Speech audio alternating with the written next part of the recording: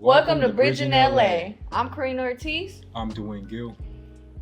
And Bridging LA is a podcast where we share real stories, real challenges, and real solutions from the voices of foster youth and Children's Age Youth in Los Angeles. Together as fellows, we're part of this fellowship designed to imagine new possibilities for our community through storytelling, advocacy, and creating change.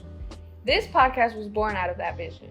The Radical Imagination Fellowship brings together young leaders who lived experience in foster care, housing insecurities, and the juvenile justice system.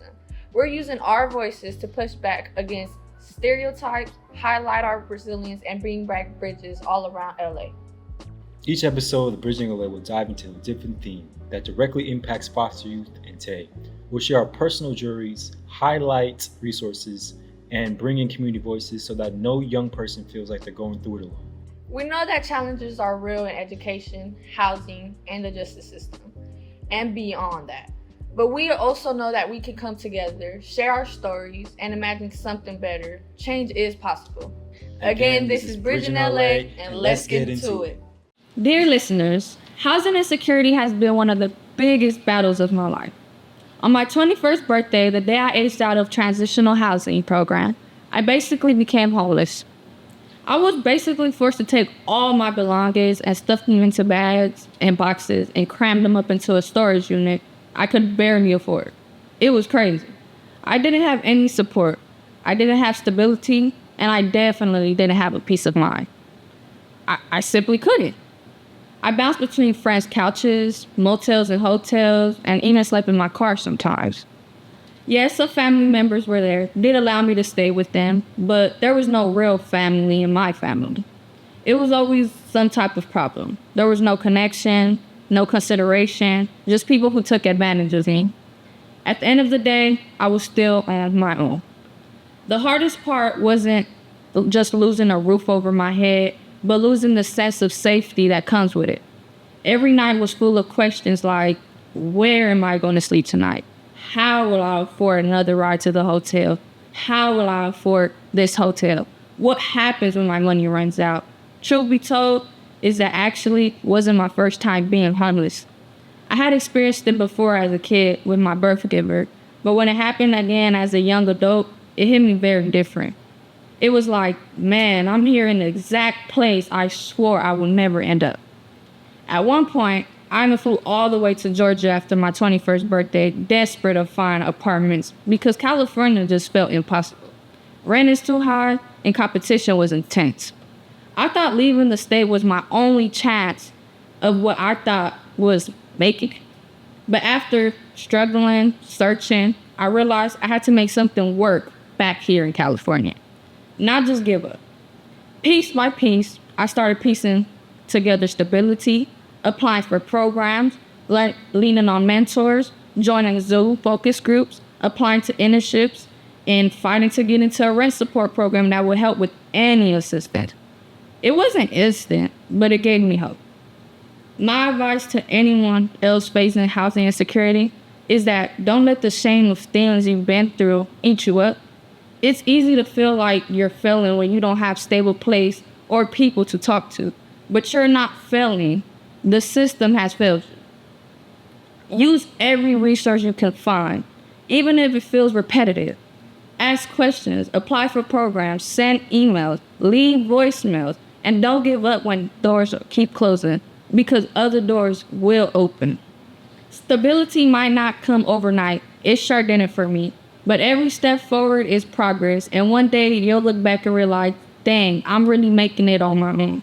I have to keep going. Much love, Karina. Hey guys, welcome back. This is Bridging LA. My name is Dwayne Gill, and today we're focused on housing and hopelessness. Okay, to help break this down, we're joined by someone on the front line shaping solutions, Victor Hinderleiter, Director of Street-Based Engagement at Los Angeles County for Health Services, Housing for Health. Okay, so Victor, we're grateful to have you here today. Can you start sharing your journey, how you got connected to this work, experiencing homelessness, helping people like that, especially in this current political and economic climate? Absolutely, and thank you so much for having me on today, Dwayne, to talk about this really important topic. I have been working on housing and homelessness here in Los Angeles for almost 20 years. I've worked in street-based outreach and interim housing programs or shelters and permanent supportive housing programs. I led the outreach teams for the Los Angeles Homeless Services Authority for several years, and in my current role at the Department of Health Services, Housing for Health, I oversee contracts with 14 agencies providing outreach services countywide. A lot of the unsheltered, unhoused people that we are providing outreach to are transition-aged youth, young adults who have found themselves on the streets that we're trying to help back into homes, back into interim housing, and get connected to the services and the resources that they need to really thrive here in Los Angeles. This is certainly a challenging financial and political climate to do this in. And I think that's why it's even more important to get the community involved, make sure that we have all hands on deck, and we're taking every effort to try to resolve this important problem. Got you. So we hear the numbers, but from your perspective, what are some of the root causes of teen homelessness today? That is a great question, and there are so many different reasons that might contribute to an individual's circumstances of homelessness. But really, the root cause of homelessness in Los Angeles for all populations is it comes down to housing and affordability. We don't have enough housing that is affordable for the people here in Los Angeles. There are all sorts of additional factors that go into why transition-age youth and foster youth especially are experiencing homelessness at such higher rates than other people in the county. Youth aging out of foster care have such a higher likelihood to fall into homelessness because there just aren't the resources and the services available to catch them in many cases as they're aging out of the foster care system. We don't have enough resources to provide people with the employment supports, income supports, mental health supports, medical supports, or substance use disorder supports that they need to really be successful. And so we do find a lot of people falling into homelessness and needing some help and assistance to get back on their feet and back off the street. How do institutions like foster care, the juvenile justice system, and our schools sometimes contribute to youth becoming unhoused rather than helping to prevent it? That's a great question, and we would normally want to rely on our systems like the foster care system in our schools to be helping and supporting youth to thrive and to receive the resources and the services that they need to be able to survive here in Los Angeles County. But so oftentimes our youth are targeted by some of these systems, especially our black and brown youth, our immigrant populations, are adversely impacted in much greater numbers, especially by the criminal justice system. When you see what's happening right now with the immigration system and the ICE raids, that's leading to parents being taken away from their children and leading to more people entering the foster care system, which is underfunded and under-resourced, and too often results in youth falling into homelessness at the end of their time in the foster care system. We really need more trauma-informed, person-centered solutions to address many of the barriers, many of the problems, many of the challenges that our low-income youth face, that our youth coming out of families that have suffered from intergenerational systemic racism that has really set so many of our young people back, and that aren't getting the types of supports that they need from the schools, from the criminal justice system, from the foster care system. So, from your experience, can you speak on how black and brown communities are more vulnerable to homelessness? Yeah, absolutely. That is a great question. The numbers are really staggering. The rates at which traditionally marginalized populations experience homelessness at a much greater frequency than whites, for example, is really stark. You are much more likely to experience homelessness if you are black, or if you are an immigrant, or if you are a member of the LGBTQ plus community here in Los Angeles. And I think that is particularly marked in our young adults. The stigma that our youth receive around their identity, for example, LGBTQ plus individuals, has sometimes leads to youth being kicked out of home, for example, and being severed from their families and from their communities. The immigrant population is targeted by federal law enforcement agents that again separates families and contributes to homelessness. We have a much higher Hispanic population experiencing homelessness compared to the white population. There are systems in place that lead to this.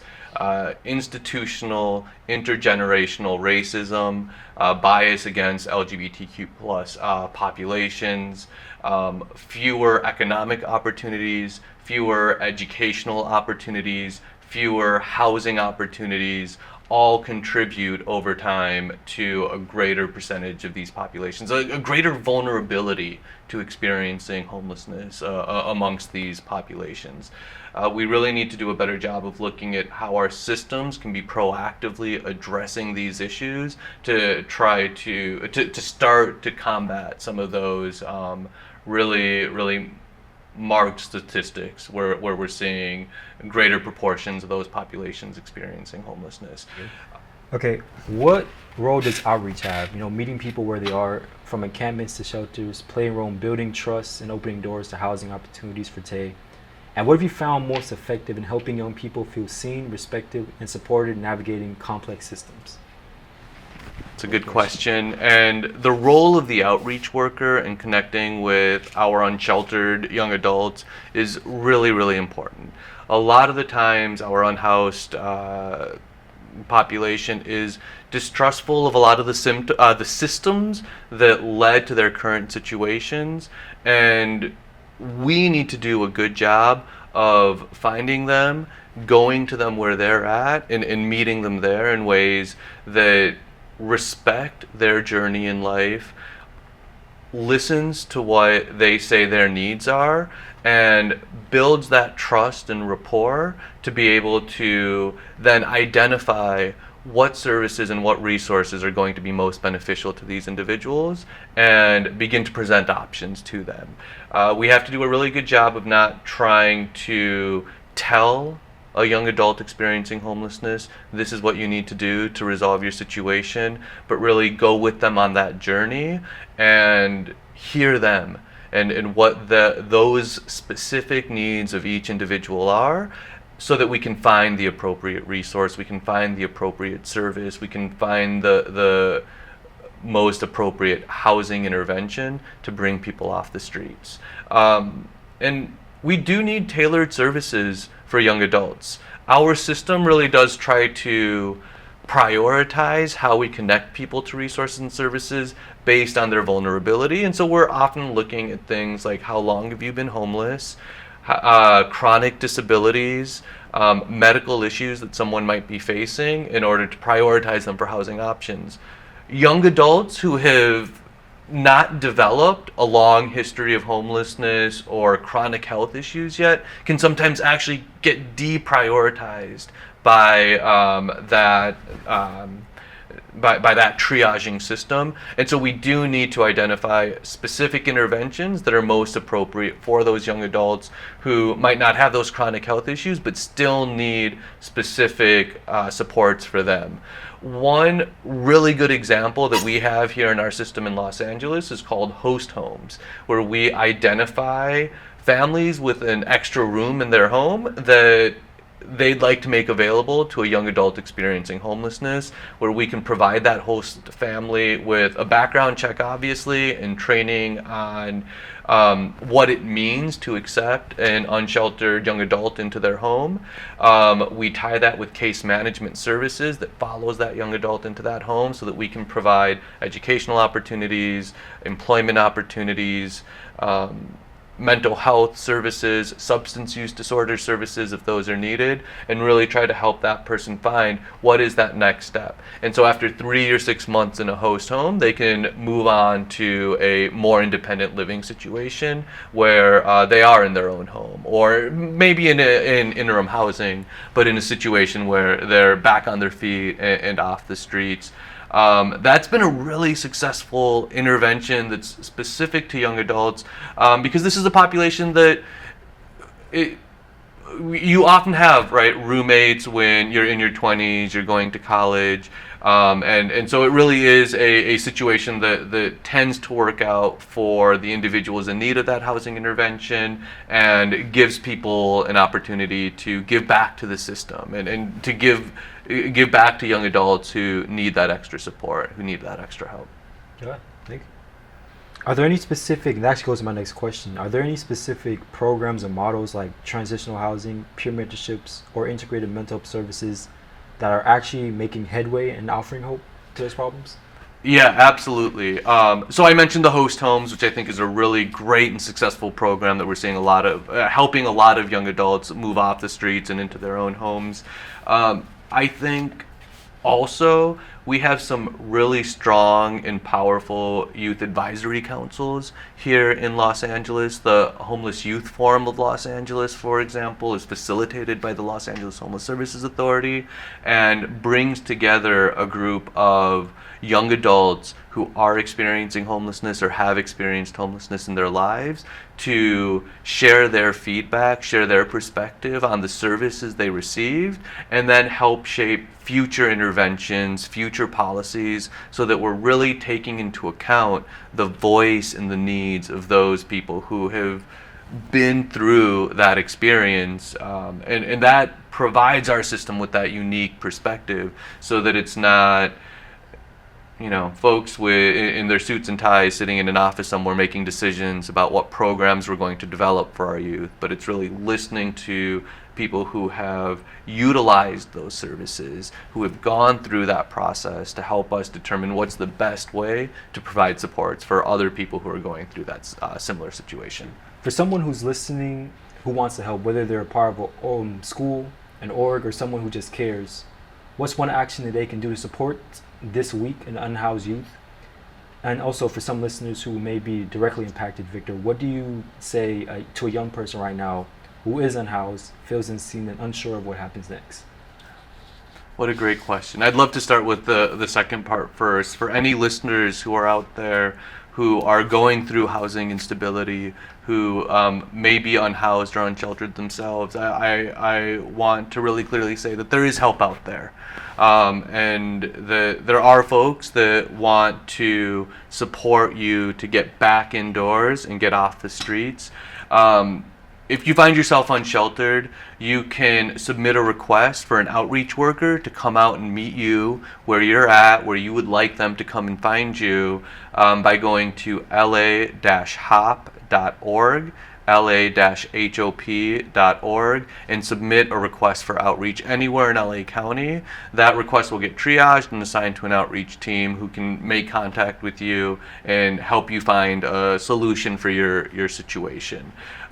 There's a number of agencies that are focused specifically on supporting young adults who are unhoused. And I encourage your listeners who are looking for a way to support to look into these agencies and consider making a donation, a monetary donation, or maybe putting together a toiletry kit drive, so that we can provide in-kind donations of the types of supplies that folks need who are on the streets. These agencies can go and give out. There's Safe Place for Youth on the west side. There's Jóvenes Inc.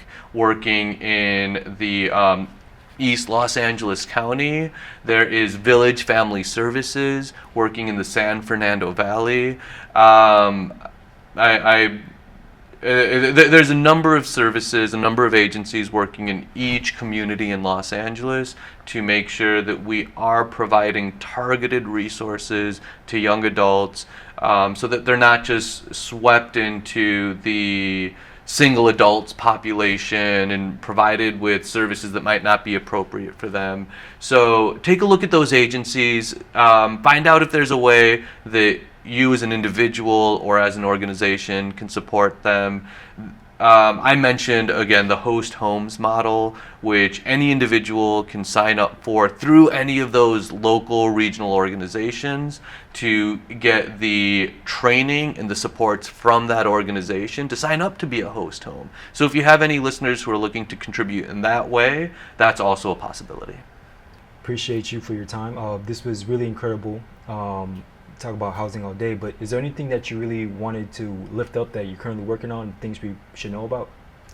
Yeah, I would just reiterate again that homelessness is a challenge that really does require an all hands on deck solution. We need everybody contributing in the ways that they can, and it starts by learning about the issues and educating yourselves about what are the challenges and how can I give back. And so I really appreciate the time I had today to be able to talk about youth homelessness and some of the ways that we are trying to provide services and address that challenge. I really thank all of your listeners for taking the time to learn a little bit more about this, and appreciate you for lifting up this platform and making this issue top of mind for folks.